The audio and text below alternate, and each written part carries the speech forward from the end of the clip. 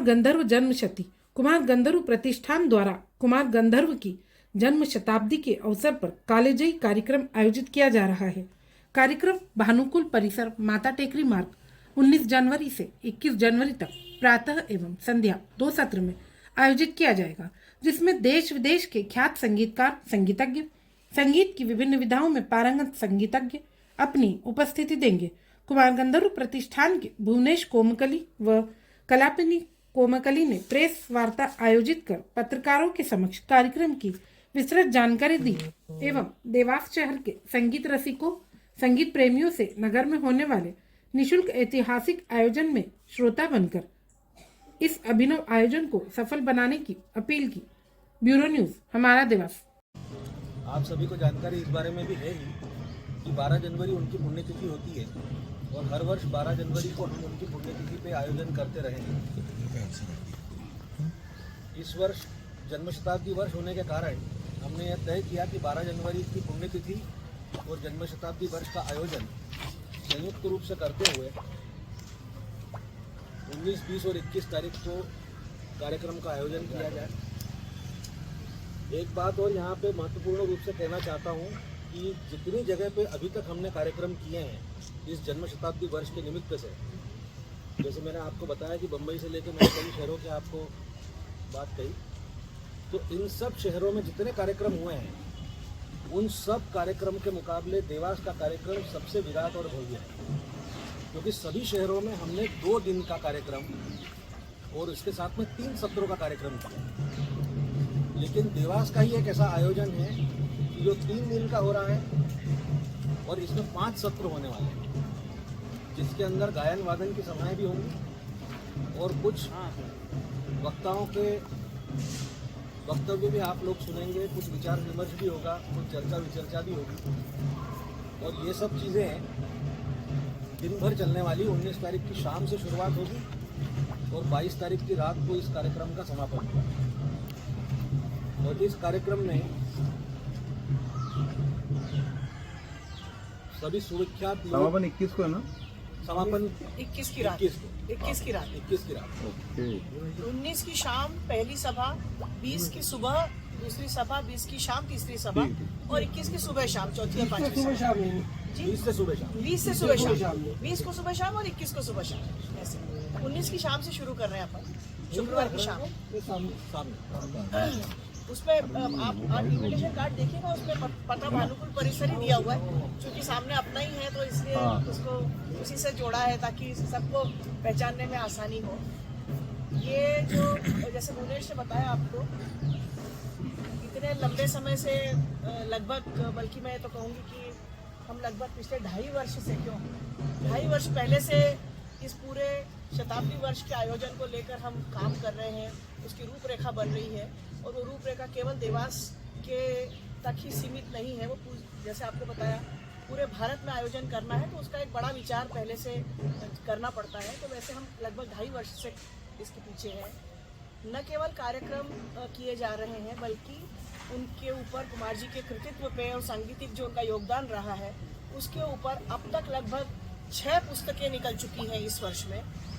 उन 6 पुस्तकों को यहाँ हम लोगों के लिए रखेंगे, जो भी उसको लेना चाहते हैं वो उसका लाभ ले सकते हैं। एक स्टॉल हम बाहर रखने वाले हैं, क्योंकि स्वर मुद्रा नाम की 2 हजार पेज की पृष्ठों की किताबें निकली हैं, 2 किताबें निकली हैं। उसके अलावा उनकी जीवनी निकली है वाघर सबसे न्यारा, जो ध्रुव ने लिखी है, और जो स्वर मुद्रा नाम की जो पुस्तकें 1000 कॉपीज की, 1000 पृष्ठों की, उसमें देश के तमाम बड़े चित्रकार, संगीतकार, लेखक, कवि, नृत्यकार, फिल्मकार, अलग अलग लोगों ने कुमार जी के संगीत के ऊपर और कुमार जी के व्यक्तित्व पर अपने बहुत सुंदर लेख लिखे हुए हैं। वो मेरे हिसाब से बहुत ही एक संग्रहणीय एक दस्तावेज है कुमार जी को जो समझना चाहते हैं उनके लिए। एक और बात इस दौरान ये हुई है कि अभी तक जितनी पुस्तकें जितने संगीतकारों के ऊपर प्रकाशित हुई हैं अभी तक के सांगीतिक इतिहास में, मोहन काका, ये बात बड़ी महत्वपूर्ण है कि अभी तक जितने संगीतकारों के ऊपर जितना साहित्य प्रकाशित हुआ है, जितनी पुस्तकें प्रकाशित हुई हैं, उन सब को देखते हुए यदि अपन एनालिटिकली विचार करें तो कभी भी कोई किताब किसी संगीतकार के ऊपर बच्चों के लिए नहीं आई। यहाँ पे कुमार जी का जीवन किस तरह का रहा है, उनके जीवन में क्या संघर्ष रहे हैं, और एक कलाकार का गढ़ना, कलाकार का बनना ये किस तरह का होता है, उसमें बहुत सारी बातें हम लोगों को ऐसा लगा, और ये मूल रूप से ये विचार कलाप्रेमी कवि के मन में आया कि बच्चों के लिए किसी संगीतकार की अपन यदि कोई बात बताएं तो कैसे बताएं। आजकल क्या होता है कि सामान्य रूप से स्कूलों में आप सब जानते हैं कि कला और खेल पक्ष थोड़ा सा इग्नोर किया जाता है और उसके ऊपर कम ध्यान दिया जाता है, बच्चों को समय भी नहीं रहता।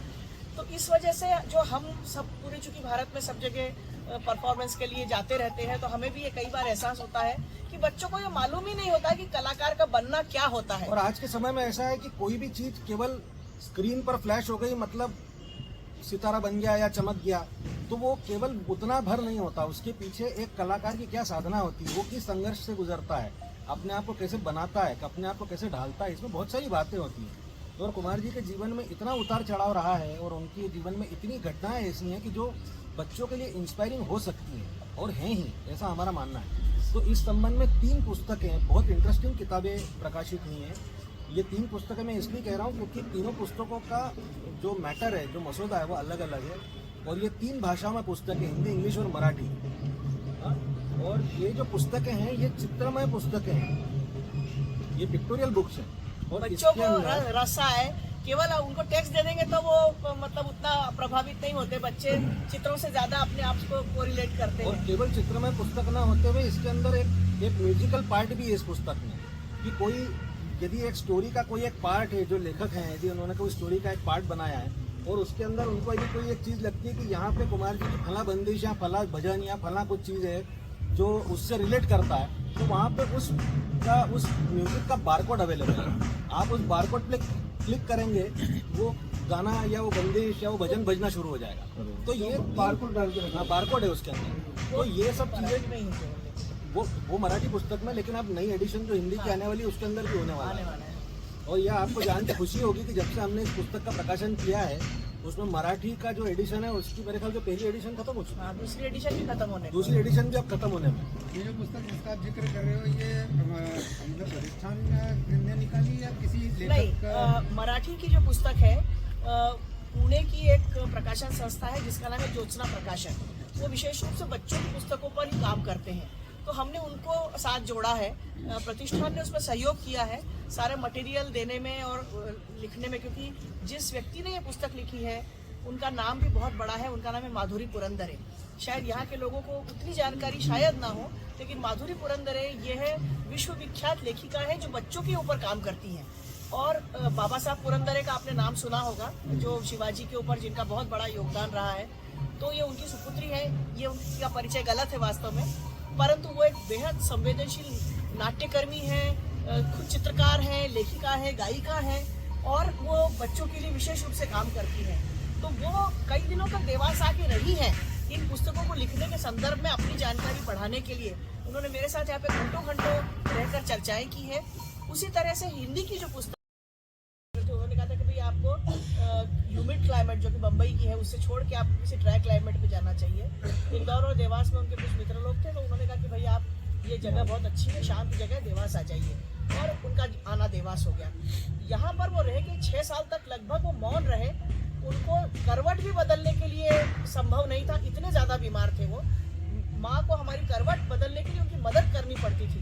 तो ऐसे दौर से वो गुजरे हैं, और उस दौरान उनका जो मनन चिंतन हुआ, उसके बाद में एक अलग कुमार गंधर्व हमारे सामने आए, दुनिया के सामने आए, और वो संगीत भी उनका अलग था। उसके पहले वो बचपन से गा रहे थे, उम्र के 9वें साल से गा रहे थे, लेकिन बीमारी के पहले के कुमार गंधर्व और बीमारी के बाद के कुमार गंधर्व का संगीत और व्यक्तित्व दोनों बहुत अलग रहा है। तो इस वजह से ये कहते हैं कि और उसके बाद में भी उनके जीवन में बहुत संघर्ष है।